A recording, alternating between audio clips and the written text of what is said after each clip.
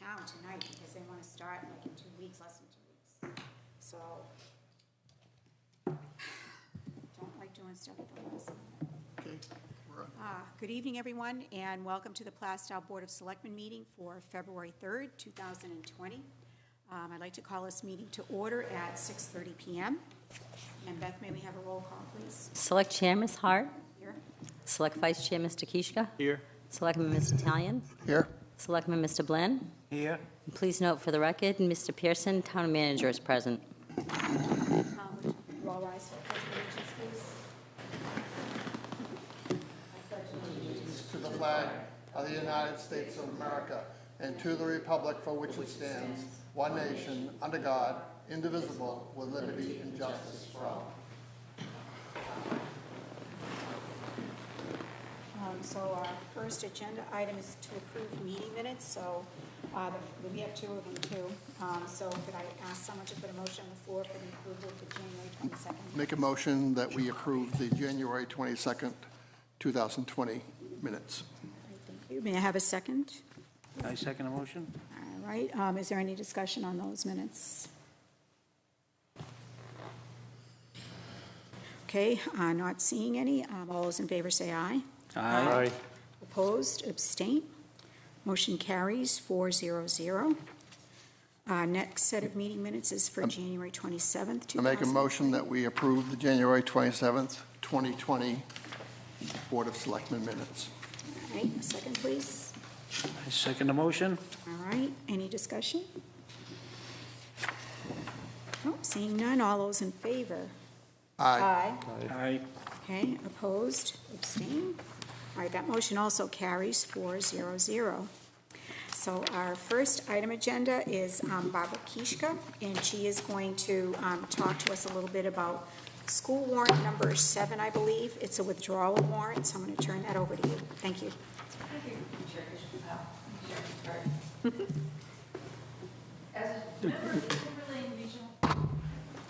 As a member of the Timberlane Regional School District Withdrawal Study Committee representing Plaistow, I voted to recommend withdrawing from Supervisory Union, which is also known as SAU 55.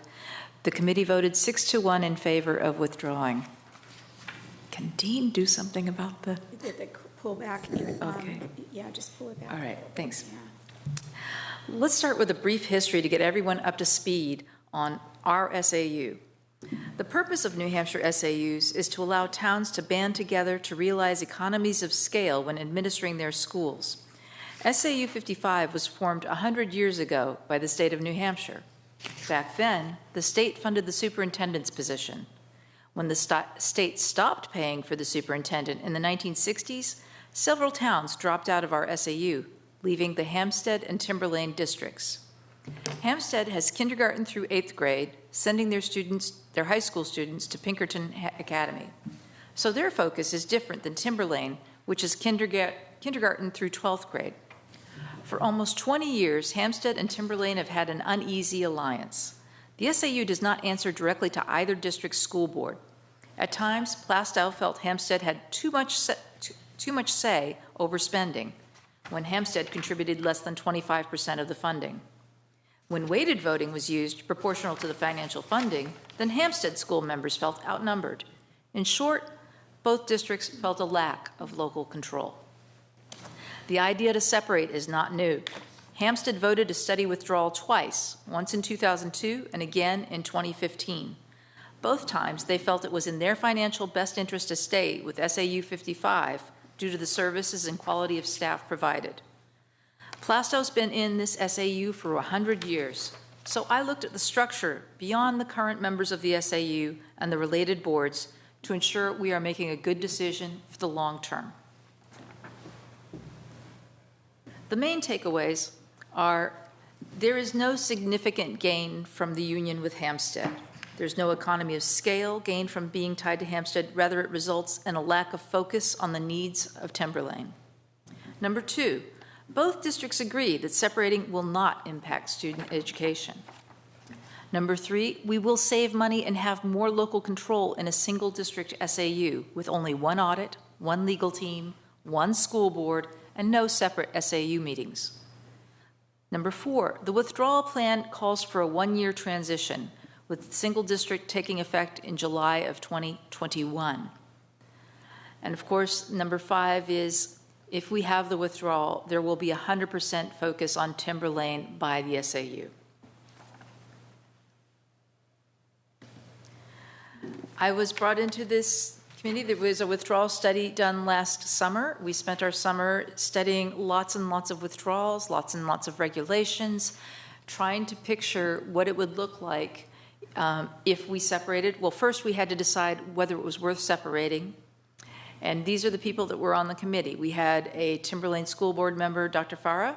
We had another school board member, Jennifer Silver from Atkinson. We had a Timber Lane budget member, John Hughes from Danville. We had a citizens member from each town, Plaistow, Atkinson, Sounddown, and Danville. I was the representative from Plaistow. And we had Dr. Earl Metzler as the superintendent as a non-voting member. So I'm going to go through this very quickly. If anybody wants to have more information, that we have the withdrawal plan available. It's about a 20-page document, and then there's 150 pages of appendices and details. So if anybody wants to drill in there, there's plenty to go. So SAU is composed of 2 school districts, Hampstead, which is smaller. It's got 850 students, pre-kindergarten through 8th, and then a separate set of students that are going to high school that aren't really covered by the SAU. It has 2 schools and 182 employees. Timber Lane is the 10th largest school district in our state, all by itself. We have almost 3,500 students, pre-kindergarten through grade 12.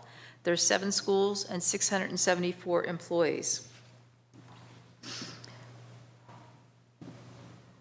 The SAU sits over both of these districts. SAU 55 has 14 employees, including the superintendent, assistant superintendent, the business administrator, and there are additional employees and admins. They have a $2 million budget. Our combined school district budget is $70 million, so this is $2 million. Timber Lane pays $1.5 million of that, so we definitely pay the lion's share. There are 3 boards. There's the Hampstead District School Board, the Timber Lane School Board, and the SAU Board. There are 3 lawyers, one for the town, one for each town, and one for the SAU. There's 3 budgets and 3 audits. Now, we pictured what would a single district SAU look like. And now this is no way the actual final one. We just had to picture, is it feasible to have a single district SAU? So we pictured 12 SAU staff members, the SAU providing services solely to Timber Lane, 1 board, the school board, so you get more local control. 1 lawyer, 1 budget, 1 audit, and obviously this is a savings right there. It's clear the Timber Lane and Hampstead districts are operating independently with very few shared services. We basically have the school bus transportation, which is actually 2 separate contracts, though they are negotiated together for a discount, and the computers, which are in the cloud and thus easily divisible because it's based per user. Timber Lane is now a large district by itself with over 3,000 students. Adding Hampstead does not appreciably increase our bargaining power. Other school districts our size are single district SAUs. In those cases where we do realize a savings, there is nothing that prevents Timber Lane from continuing to negotiate shared contracts with Hampstead. The people I spoke with that prefer to remain in the SAU indicated they were comfortable with the way things are. I sympathize that change can be stressful. However, if it provides some comfort, it is likely that if Timber Lane does withdraw, some SAU 55 people may end up moving to the Timber Lane SAU. So this is basically, we're proposing a divorce. We're getting divorced from Hampstead. So what does the other side think? What does Hampstead think? Hampstead's response, they responded at our public hearing. They support the concept of withdrawal. They also want local control and focus. They agree there is no impact on students. And the assets we have, the shared assets, is a fingerprint machine. We have a $10,000 fingerprint machine. I think we're going to be allowed to keep that. So the main concern is the liability. There is a $10,000 per year liability right now in the budget for employees that have retired and that we have to cover their retirement benefits through an insurance plan. And that will keep going for many years. So that's not a single year, that's a continuing cost. So the actual division of that liability will depend on negotiations. So what's next? I know this is a whirlwind tour of what we spent months studying. In short, we recommend withdrawing so that our SAU can be 100% focused on the Timberlane School District needs with 100% local control. I urge you to go to deliberative session this week, and you can see on the slide, that's Thursday, February 6th at 7 p.m. at the Timberlane High School gym. Tuesday. And that is where you can ask questions and get more detail and maybe have a little input on some of the other warrant articles. This one is regulated by RSA, so it cannot be changed. I also urge you to come out and vote on March 10th, Tuesday, March 10th, from 7 a.m. to 8 p.m. at Pollard School for this and many other fine articles and elections. The towns of Atkinson, Danville, and Sandown will be voting at the same time, and their vote also counts toward the withdrawal decision. If Article 7 for withdrawal does pass, then we're going to transition to a new SAU over the course of a year. We plan a several-month overlap with SAU 55 and Timberlane SAU and superintendents both serving, so that there will be a smooth transition. And at the end, we have 100% focus on Timberlane, 100% Timberlane control. If it fails, we continue on with a two-district SAU 55 and probably continue to tussle over votes, how the voting should be done. If you have questions, please see the withdrawal plan online. You can ask withdrawal committee members that I showed earlier, including myself, for more information, or I really encourage coming to the deliberative session. Thank you. Thank you very much for your time. Thank you. Does the board have any questions for Barbara? Will there be a reduction in superintendents? There will be, the SAU 55, Hampstead remains in SAU 55 if we withdraw. So the superintendent's contract would go with Hampstead. That's Dr. Metzler? Dr. Metzler, yeah. Okay, so we would have two assistant superintendents also, they're currently inside of the plan. Currently, the assistant superintendent position is vacant. We found out during the study that the assistant superintendent was almost 100% devoted to Hampstead. Okay. Again, this is something that's going to take a lot of looking at to figure out what do we need for just Timberlane. So that means that we would need to hire a brand-new superintendent for the Most new likely, yes. Timberlane. Okay, thank you. Okay. Any other questions? I actually have a couple. Sure. As far as the passing, can you give us a little bit more specific information about, is it a majority vote, or is it a 2/3 vote? Is it a 3/5 I believe it's a 2/3 vote. I have to go back and look. Okay, and it I should has have to had that with be me. involved with all the other. And all the towns have towns, to correct? agree. You All right, can't so just that- pass in one town. Okay, all right, and what else did I want to ask you? Okay, so has there been any kind of looking towards restructuring what I call upper middle management within the framework of the district? So by regulation, the SAU has to cover certain roles and responsibilities. Mm-hmm. Right now, with those 14 staff members, they're covering, we have some where one person is covering multiple roles.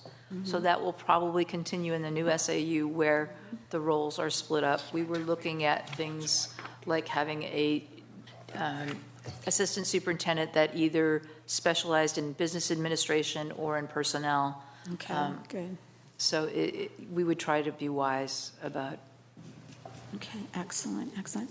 If no one else has any more questions, thank you so much for presenting that. It was a terrific presentation, and I really hope people will listen to it and pay attention to it. And if anybody wants that information, I'm sure we can leave a few of these handouts downstairs for them to take a look at down at Town Hall. And on the web. All right, thank you so much, Barbara. Thank you so much. All right, you have a good night. Okay, next agenda item is to award the bid for Values Anew. If you recall, gentlemen, we had the proposal for two companies, one from Corcoran and one from Visions, and I believe we got that sometime late in December, so you've had a long time to take a look at it.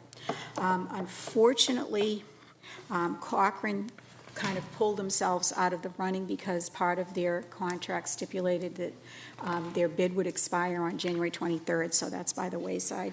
So we're basically looking at the Visions contract. Corcoran gave us a bid of $136,000 for the residential and commercial only portion. And Visions gave us a bid of $146,500, actually $147,500. But they did stipulate within the contract that if we were willing to forego a performance bond, they would reduce it by $4,000. So we're only looking at $2,500 more as a comparable bid. And this is kind of the essence. If you took a look at their timetable under B, the last page of B, the execution of the contract needs to be done by February 15th, which is less than 2 weeks away. So I did review it. I underlined a bunch of things. So can I make a motion to approve the Vision contract? You certainly may. Okay. May I have a second on that? I'll second it. All right, thank you. Does anybody want to discuss it any further? I'm sure, I don't know, I mean, most of this was just touting their wonderful reputation. But the meat of the contract seems to be I read through the entire contract. Yeah, It was pretty good. very, very thorough and very comprehensive. professionally written. Yep. And I think it's going to give us a lot more than what we had currently had through this particular software, so I'm very happy we did purchase the software. If there's no more Yeah, discussion. I also went through both of those many, Okay. many weeks ago we've had in our Yeah, hands, exactly. so. Okay, so if there's no more discussion, all those in favor of accepting this? Aye. Aye. Aye. All right, so the motion's going to carry 400. And I'd like to direct our town manager to execute this contract do as that. soon as possible.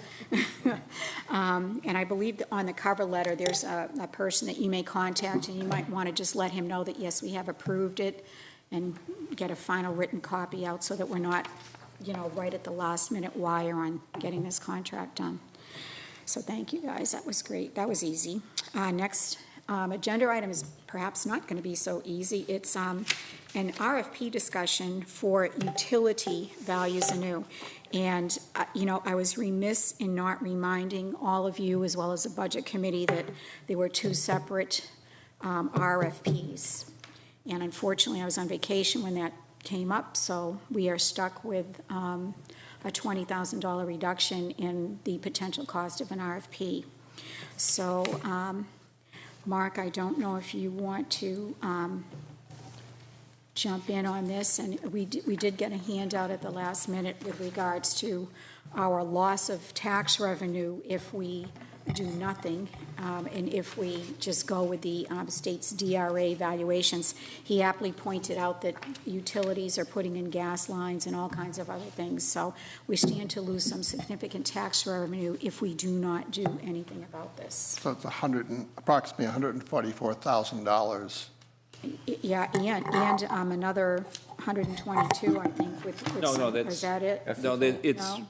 if I can just explain the All right, do memo that. to you. So I just feel that I need to give the board this memo, time being of the essence, to make sure that the board is aware that that if the 2020 update to utility values is driven by the New Hampshire Department of Revenue, as opposed to an outside contractor that has been in the past, and most recently 2019, that the values will be significantly lower.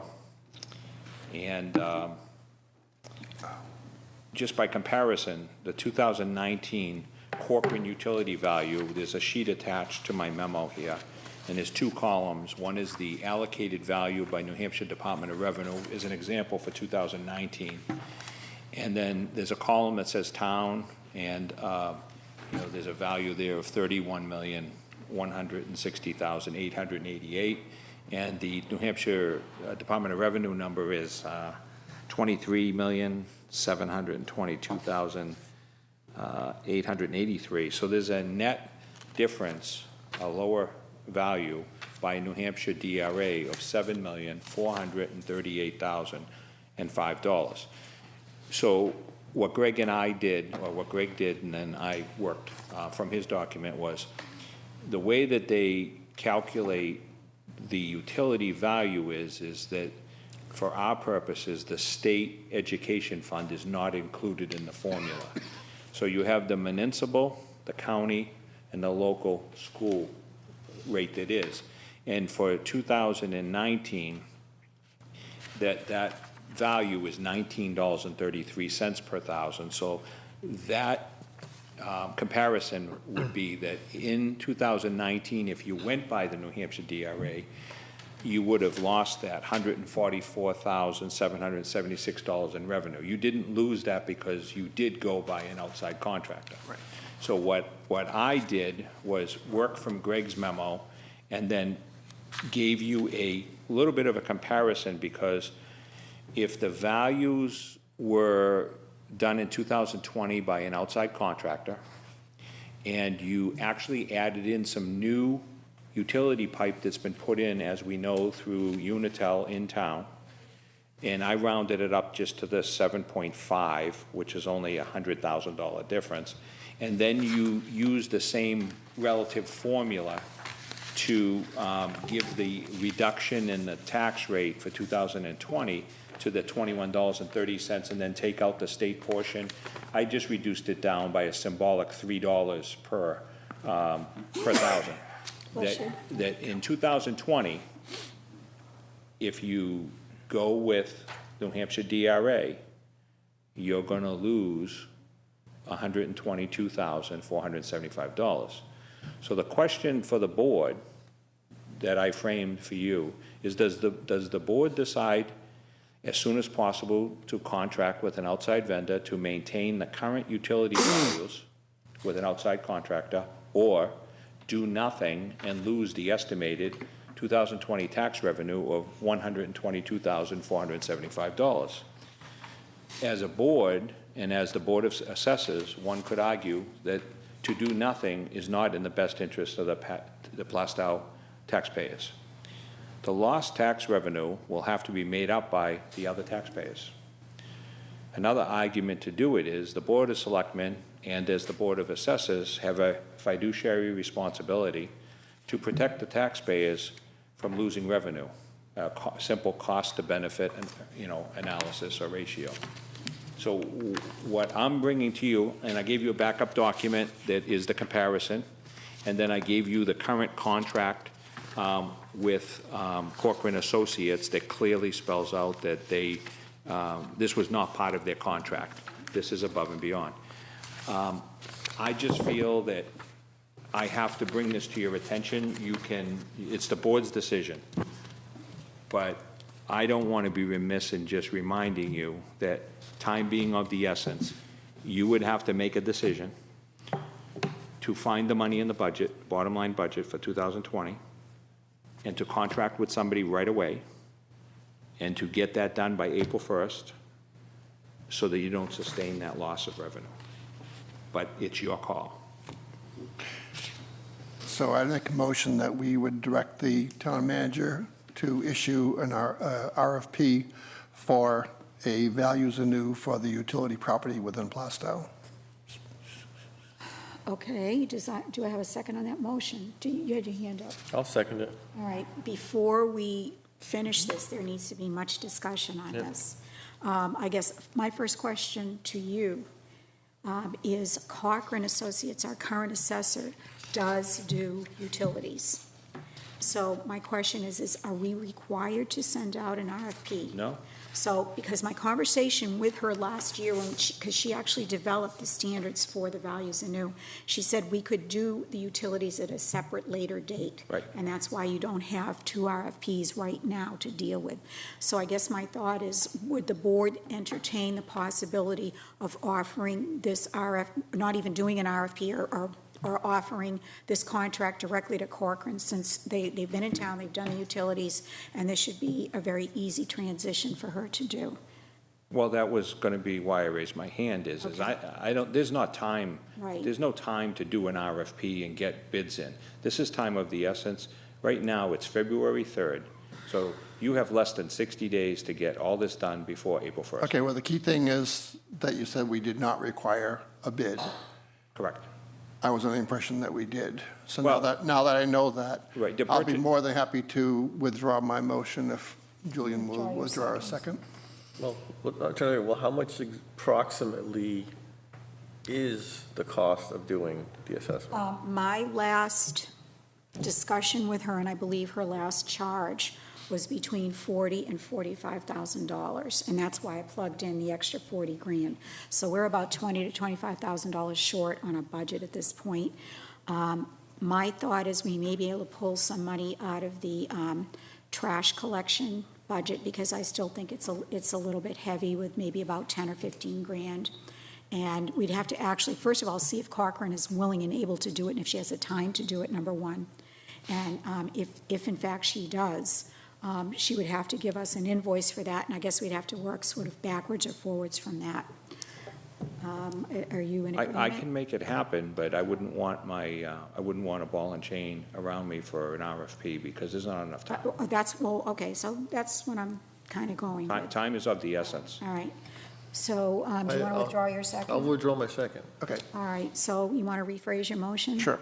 Make a motion that we employ Cochran to do the values anew for the utility property within Plaistow. All right. Not to exceed, We don't have a don't- choice we of don't have a not limit? to exceed. No, not on this one, we don't. This isn't like a contract where we're constructing How something. about to come back to the board if the price exceeds 45,000? All right, that sounds fair. you agree with that? Yep. I'll second that. All right. Okay, John, you have any comments or ideas, questions, anything on that? All right.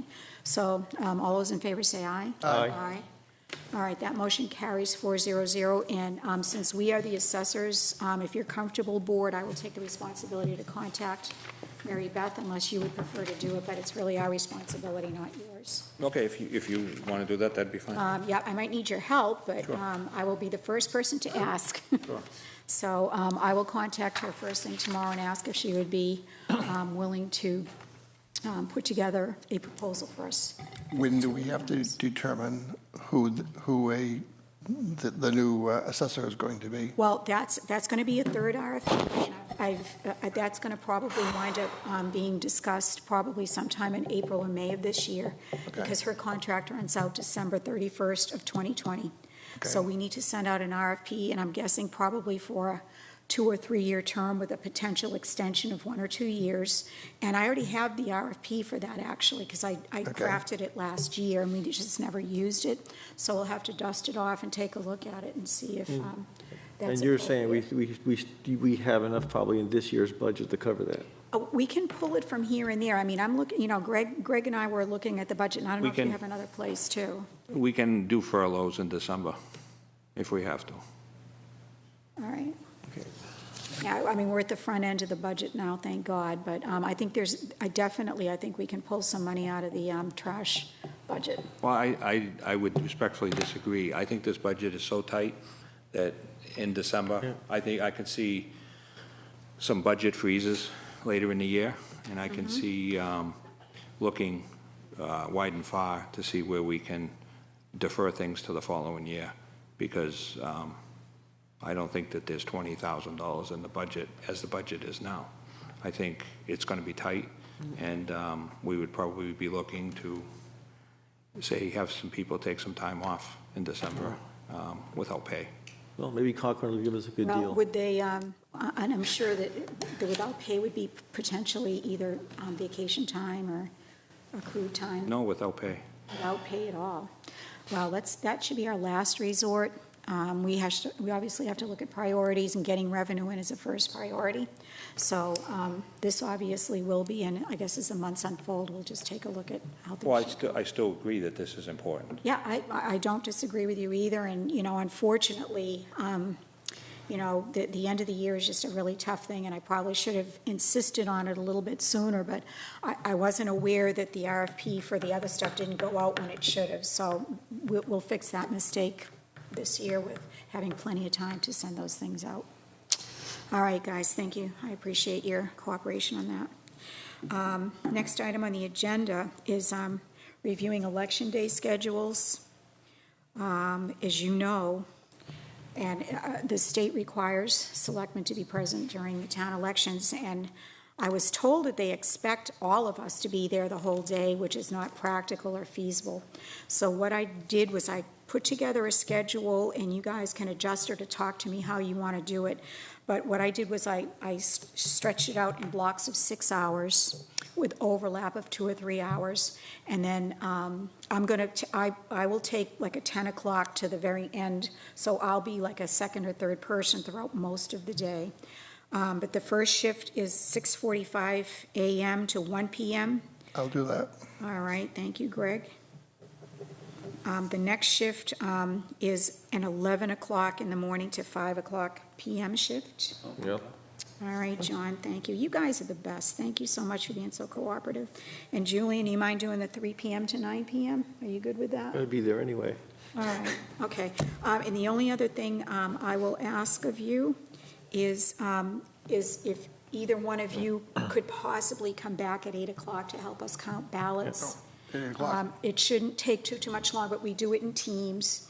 And I can explain it to you during Election Day, during the course of the day, so I don't waste time during this meeting explaining things to you. The only thing I am going to ask you to do, and please remember this, is I believe you had picture IDs that were given to you. Can you bring those with you and your name tags so that you're easily identifiable? Because there might be state inspectors and auditors wandering around. That very one, yes. Yes. So if you could make sure you wear those. It should be a very interesting election. We get to do it 3 more times this year, so this will be a good practice for you guys. It won't end at 9 p.m. Well, this one's an easy one. This one is an easier one because It it's never ends just, at 9 p.m. well, There's a lot less ballot, a lot less warrants, yes, it's and a lot yeah. less contested positions. Hopefully, yeah. So it's a great experience. It's really interesting. And you both had an opportunity to calibrate the ballot boxes, so that was kind of a fun thing, too. So, all right, thanks. That was a very easy thing to do.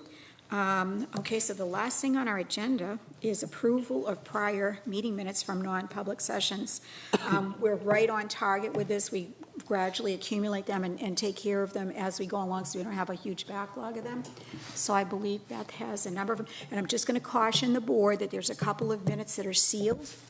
So if you do want to discuss anything within the sealed minutes, we are going to have to go into non-public to do that discussion until you decide to unseal them. All right.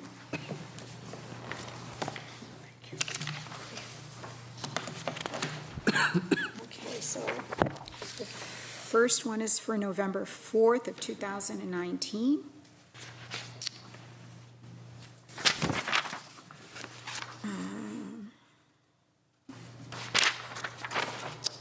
Okay.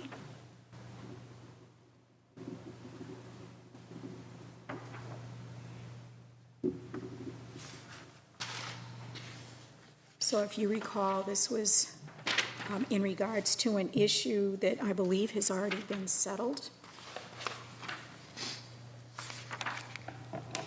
Are these sealed? No, they're not. They're not. So, So I'll make a motion that Motion we to approve approve. the November 4th, 2019 draft. non-public session minutes. Okay, great, thank you. And do I have a second on I'll that? second it. All right. All those in favor of approving these minutes, say aye. Aye. Okay, motion carries 400. The next non-public session is dated November 18th, and this is session 1. And this was the hiring of a person other than a public employee. And these were not sealed either. These are not sealed either now. I'll make a motion to Approve. approve the minutes of November 18th, session 1. All right. May I have a Second the motion. You want to second that? Okay. Any discussion? All those in favor? Aye. Okay, motion carries 400. Okay, the second session for November 18th is consideration of sale or lease of real or personal property. These minutes were sealed. Yes, they were.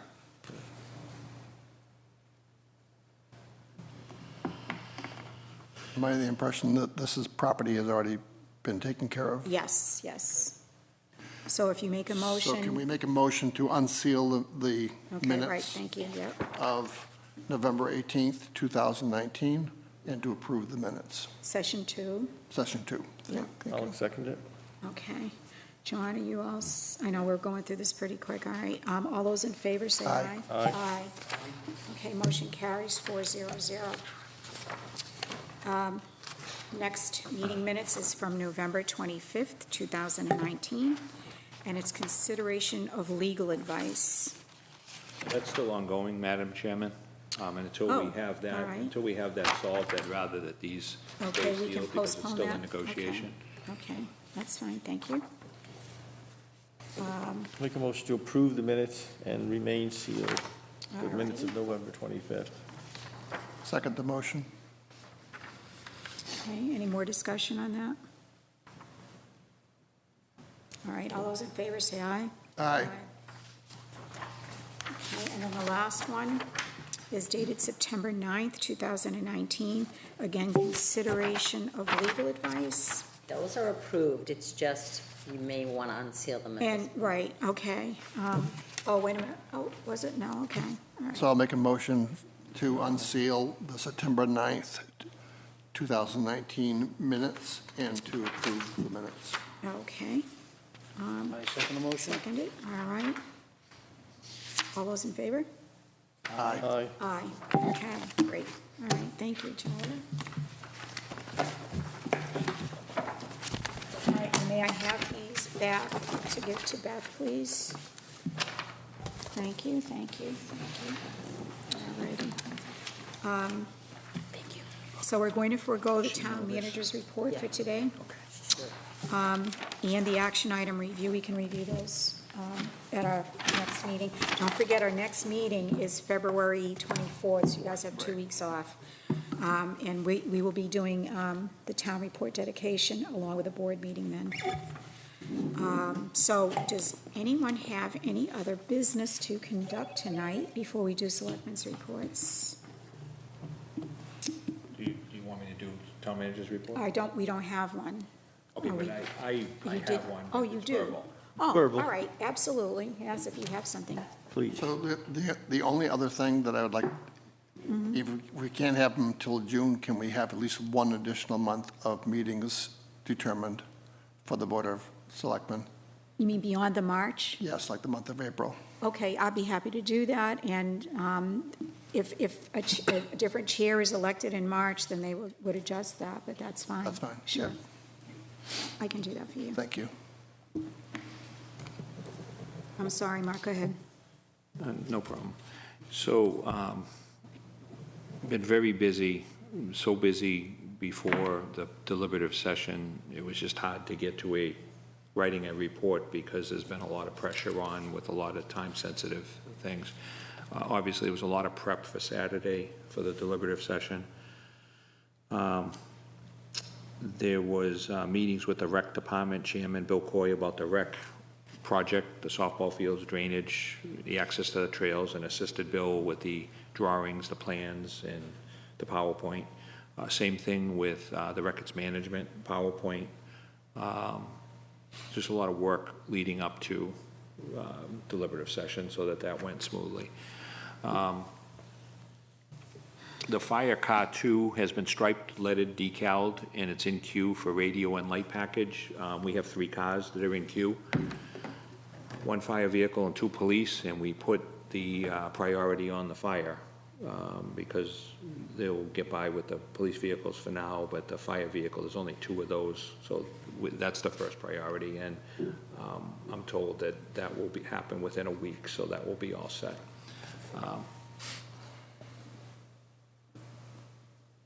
There was, as far as the new Public Works garage, there was, we're working on a signage for the front of the building that would be the round seal, and it would say Plaistow Public Works, and have the town, kind of the town seal in the middle, just like up at Park and just like over at the Public Safety Complex. And then underneath it would be 2 square signs. One would say Highway Department, and one would say Water Department, because they are, there's 2 departments there, but it's Plaistow Public Works, so we're working on that.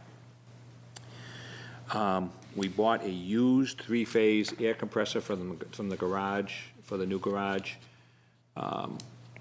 3-phase is different than single-phase. They had an old compressor at the old garage.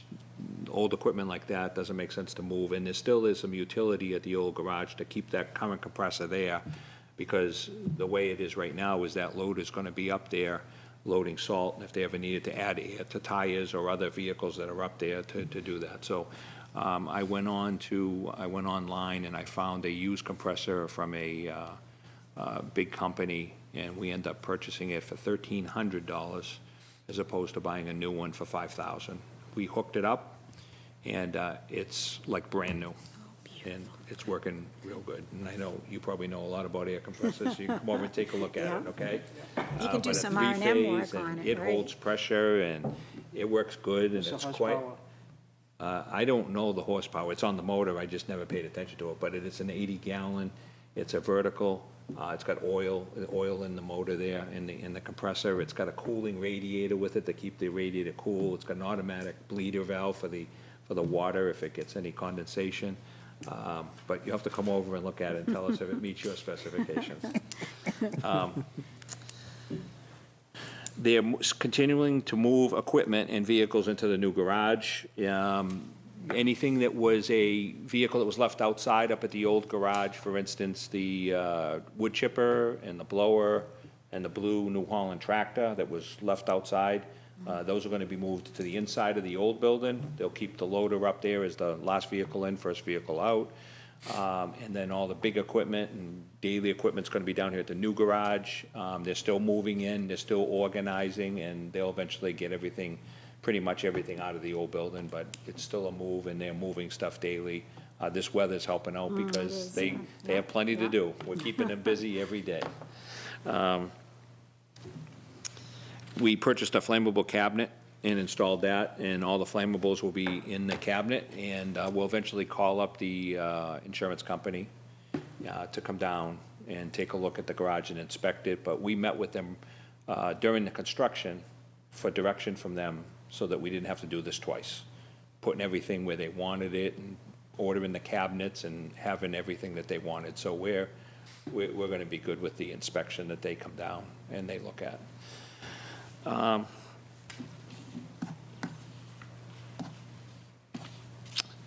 Today, I spent pretty much the whole day because I got contacted by the union leader. The reporter was very interested in the story about the courthouse. I gave him copies of past documents dating back to 2009, the history of the leasing of the courthouse, and the different times that there was discussion about moving the courthouse in the past and the issues related to moving out of town. I ended up scanning him approximately 61 pages. I'll still be scanning him more pages of information. He said he was going to write an article. I got the consensus from the board that there was a consensus to keep the courthouse here. I heard at deliberative session people questioning why are they moving, and they obviously wanted them to stay. And obviously there is a cost to move them out of town. I don't think that we're going to be able to absolutely stop them from moving out of town, but Senator Morse, I've been in touch with Senator Morse, and he gave me some direction on the courthouse, and there's going to be a meeting on February 18th at 2:30. The board was notified, so hopefully all of you will be there. The other towns were notified as well, so there'll be all the stakeholders will be there. I don't think we can make an argument that will convince the state to stay in the building beyond this lease, only because of the list of deficiencies in that building is so big and so overwhelming that they've got a lot of reasons to move out of there to comply with the Americans with Disability Act. So one comment, though. Yep. They've been in that building for many years, and all these deficiencies still existed all during that time period. Yep. And yet, it was adequate enough for them to use the building. So as I reread the letter today, it appeared to me that it seemed that the vote that was taken by the commission was the one that determined that they should vacate the court. Mm-hmm. I think the decision was made, and then the requirements or the deficiencies were determined later. Yeah, you could be totally right. I'm trying to catch up with all this stuff, and hopefully we'll know more on February 18th. Representative Major is not in favor of it moving. I don't believe Representative Harb is either. I don't believe Representative Mark Pearson is in favor, and I think there's even another rep. And it does affect Newton, Danville, Kingston, Hampstead, Atkinson, and Plaistow. So there's quite a bit of impact here. It's not just Plaistow, and they were notified on the letter too. It would be good if everybody showed up, because that would help illustrate how everybody wants it to stay here and not to be just dispersed somewhere else in the state. And I do not have any formal notification of where Plaistow cases will go. I still don't know. I know, I didn't get that memo. All right, go ahead, Julian. yeah, just a thought came across my mind. If this affects their communities as well, and they would like to keep it, because it's going to also increase their cost to their police to be able to transport, et cetera. Absolutely. And we also discussed that the cost of making these changes would be rather large. Would it be in an interest if they helped contribute some of that cost, since it's going to reduce their cost as well, to keep it here So the only thing I on would. the table? The only thing I would say is I don't think that, these towns are smaller than Plaistow. Yeah. So there is a cost for Plaistow to go somewhere else, but I don't think it's in the six-figure range. Yeah. So I would imagine that their costs are even probably smaller than ours. Yeah. I think you add everybody up, I don't even think you can get to six figures. And when you're talking about the amount of renovations that would have to be done, plus what they told us is basically the site, the building, and the parking, and the lot size can't even accommodate. So it becomes a moot issue that you can't make the changes to that building to accommodate what they want. Right. Clear that they want a bigger square foot building with jail cells, elevators, handicap accessible, everything, and security, separation. Parking. It's just, the parking, it's just overwhelming. Yeah. So Right.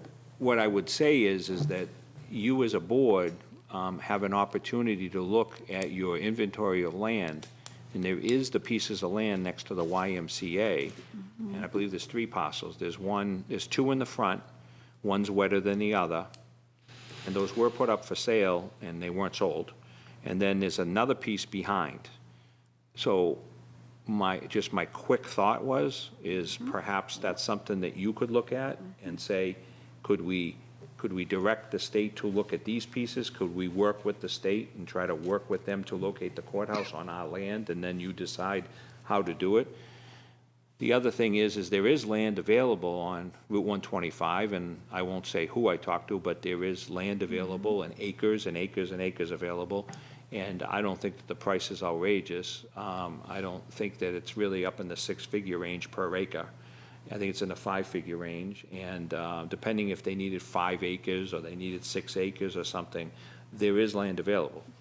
So we can always bring that to the state's attention, and then they could make a decision in that regard. I have a feeling that they're looking for more of a accessible courthouse, and perhaps Elm Street is not the most accessible just because of the location on the secondary road and the location.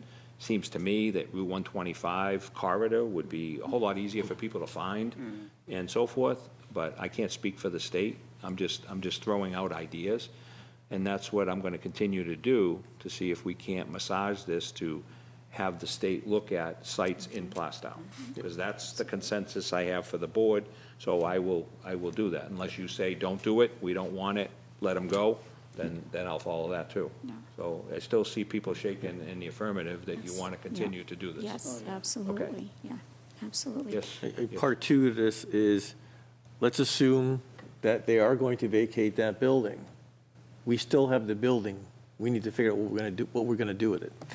Yeah, there's been several suggestions that were brought up to me also, but that is like kind of on the lesser priority of things as we unpack all of this stuff. So there's a bunch of different options that we should probably think about and consider, but I think Mark's right. If we can get the other towns involved in a solidarity of, yes, we want to leave it here, it's going to be to everyone's benefit, and we just have to figure out a cost-to-benefit analysis of how much or if, we want to contribute to that. There's a whole bunch of questions that need to be answered, and I guess we're going to be answering those on February 18th, so I encourage you Assuming- all to come. Sorry, I thought you were done, sorry.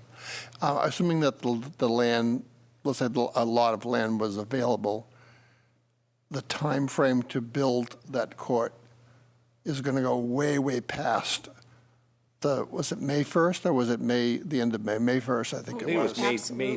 30th. May is the 30th, that's date what that it they was. put The in end there, of, yeah. end of, even though the lease is Yep. the end of June, correct? So there's going to be a period of time where either they're not going to be there, or would they be willing to do a short-term lease until the building is built?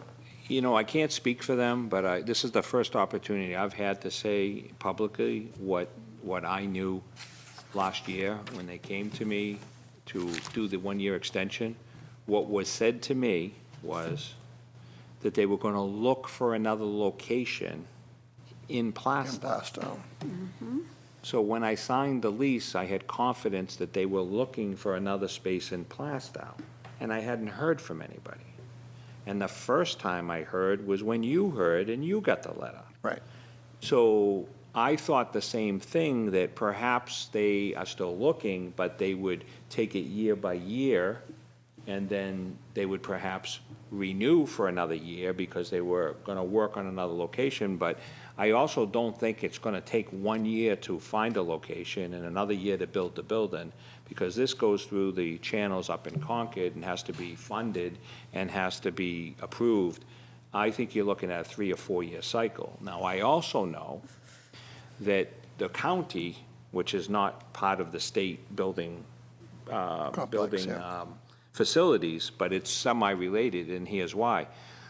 The Superior Court in Brentwood is looking to, they've already taken the Exeter Court, District Court, Circuit Court, and put it into the Brentwood Superior Court.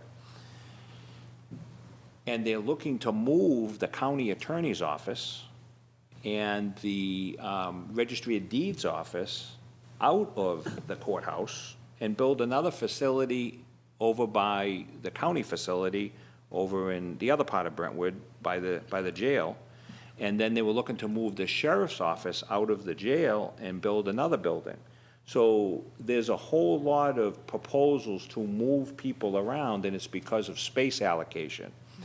So to your point is, I think that this proposal here is to just break everybody up into smaller pieces and move people around and jam them in places, but it's not an overall solution. No. I know the Salem District Court well. There's not enough space to just jam other events in there because they're already at maximum. Right. So, you know, you might be able to take a couple here and a couple there and break it all up, but I don't think it's an overall good plan. How about Exeter, the Exeter Court? That's at Brentwood now, because the Exeter one doesn't have one. They moved over to Brentwood. Oh, Yeah. okay, I see. They built a new courthouse in Hampton, but, Okay, you know, that's like way far. I Right. don't see any of these towns no, being. no. like, Benefiting well, from we'll that. send this town to Hampton because you're driving No. potentially 40 minutes. so the only location would really be Salem if they were going to, Salem. if they were going to go to Salem. Or they'll send some people to Brentwood, to the Exeter Court, and then the next closest one is Derry. There's no easy, you know, there's a pocket over here where there is a need for courthouses. Yep. Or a courthouse. And like I'm saying, what I'm saying to you is they're already struggling with court space in Brentwood and Exeter. So you just can't shoehorn people into things. It's just gonna have a domino effect, because if Salem's already at capacity and you shoehorn in a couple of departments there, it's just gonna make the problem worse. Yeah. Because Wyndham, Salem, and Pelham are already in the Salem courthouse. So let me ask the question again. Assuming it's going to take a fairly long period of Years. time to build this courtroom and a courthouse and move into it, and there's no room in Salem, is there the likelihood that they would say, we'll stay in Plaistow until the new building gets That built. would be me speaking for the state, and I don't, Well, judging from that letter, it looks the like reason they've why already I- made their mind up. The reason why I say that is when I read the history of this, the same thing happened. They basically said, there's all these things that are wrong with the building, and then they turned around and signed a 3-year lease, which is like, okay, well, we won't look at the deficiencies. And if they literally are doing due diligence and building a new courthouse, then possibly they could stay in Plaistow here until that time. Well, that cover letter says, and I quote, "The effective date of the designation of not accredited is effective May 1st." So they kind of boxed themselves into a decision. And I think they were very remiss in not looking at this years ago when they probably should have, because this is going to be a disaster for But I a think- number of towns. I think they actually looked back in the days when Mr. Fitzgerald was the town manager, but they had no other place to go. So they basically turned around and signed a 3-year lease to stay in Plaistow despite all the deficiencies in that Right, building. but this is the first time we've had written documentation and a vote that it is not accredited, so I suspect they're not going to roll over and do another year's lease. But in the meantime, we're going to be stuck with the ramifications of that, and that also has to be a budgeted issue that we're going to have to deal with for the next several years as well, with respect to the police department and our legal counsel as well. So not a very nice surprise for us to start out the new year with. But, So what we're faced with is a whole bunch of things that are going to start adding up. It's going to be increased costs for the police, that's not budgeted. Increased costs for the prosecutors, not budgeted. The increase for the utilities, not budgeted. And then the loss of revenue from the courthouse that wasn't budgeted. So there's a lot of things that are going to start adding up in this year. But we're just going to do the best we so we can. can, right. So, Well, the courthouse as it is now is a rentable building. So it'd be nice, we'd have to try to find somebody to move in there. Sure.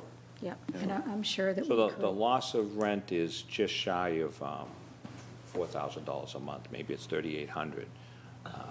I really don't think a regular person renting that building would pay that much, but I could be wrong. I mean, that was an entity, a court, and so forth, but maybe I don't know what the rents are around here, but you could tell me if you think you could get $3,800 a month, or what portion you could get, because I don't even know what kind of use would propose to go in there. Yeah, there's a lot of different, from real estate to a spa, but, Yeah. $3,000 to $4,000 a month for that square footage wouldn't be outrageous at all. That's right in line. Is it really? Well, we may decide as a board to potentially take a look at a real estate agent to give us a hand with either leasing, renting, selling, whatever. Do you want to do that proactively, or do you want to wait till after the February 18th meeting? Wait till after the February 18th? Well, I'm going to say wait, because we have a meeting on the 24th, which is the very next week, and that'll give us a fresh perspective of what we're looking at here. Okay. So, yeah, and we will not be dilly-dallying. We are a proactive board, and we will make decisions based on what we need to do for Plaistow, and not wait until other people make decisions for us. So, It will be interesting to see where they're gonna go. Yeah, well, yeah. well, it'd be nice Like you if they said, told us. there's not a lot of choices for them either. No. It doesn't seem that way. No, you're right, John. You're absolutely right. So last but not least, Saturday night, there was a barricaded subject that had fired a handgun in the vicinity of a victim, and the victim was hit by some fragments of the pavement.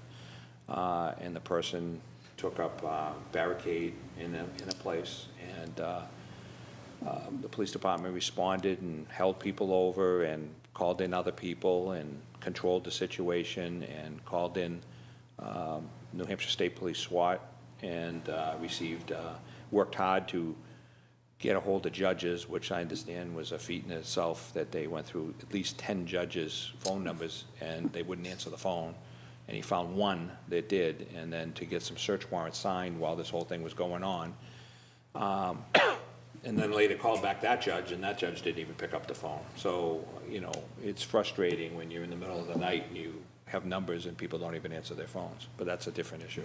So the successful conclusion is that there was no loss of life, there was nobody hurt, and it was a successful conclusion. Anytime you can get somebody that's barricaded to come out, they did have to use some CS chemicals that they shot in to get the person to come out, but there was a lot of negotiation going on, and they had a successful conclusion. So I can tell you, speaking from experience, that it's always better to have a safe conclusion for everybody involved.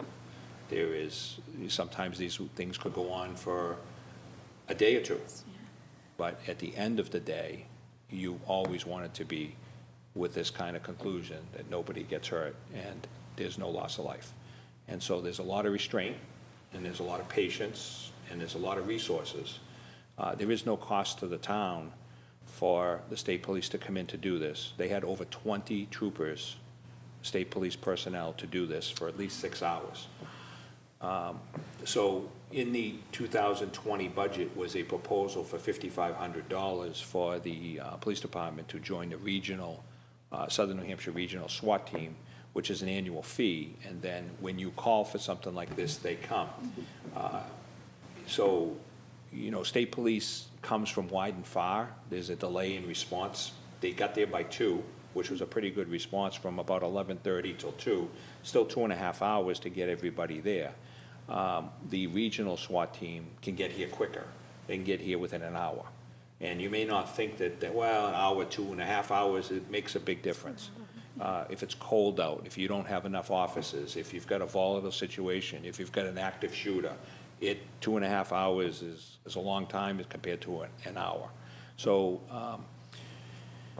we're going to be joining that because it's in the budget, and we will have a better response time, and we'll utilize the Southern New Hampshire team, and I do have experience with them. I was one of the first members of that, so it's as good as any SWAT team in the state. I wouldn't say any's better than all, but it's as good, and they all do it. In fact, they relieve each other with long events.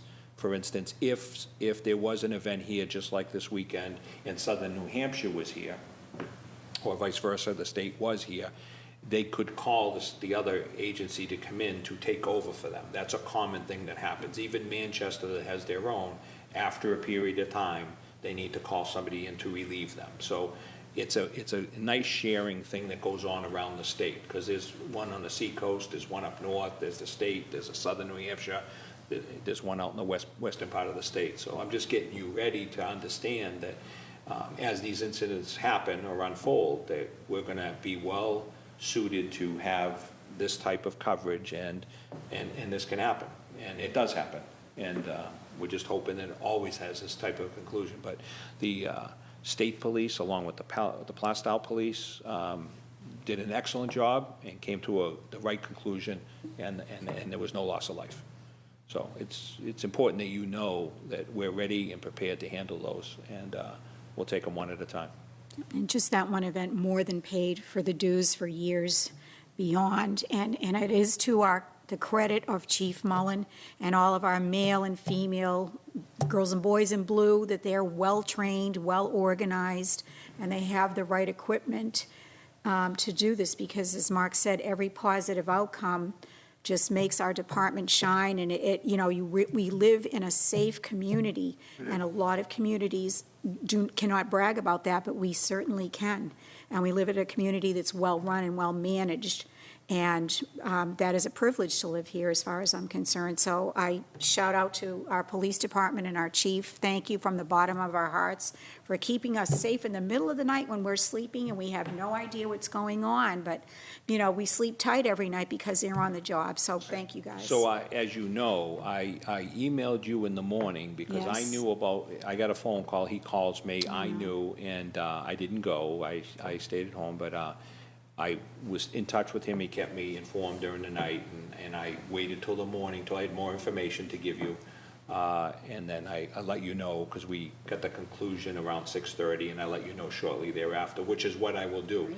If it happens when it's more appropriate time to let you know, I would just email you sooner, but I saw no reason to email you at midnight or 1 o'clock in the morning. I would get to you eventually, but I did get to you before everybody else knew. Yes. So that would be my goal. Yes. And we were still partying from the Super Bowl at 1 o'clock in the morning, so we wouldn't have looked at the emails anyway. So that's all I have. All right, that's great. I would like to do maybe selectmen reports if you have anything, but if not, we can just go right into, we do have 2 non-public sessions that we need to discuss. So do you have anything to report? So Greg? just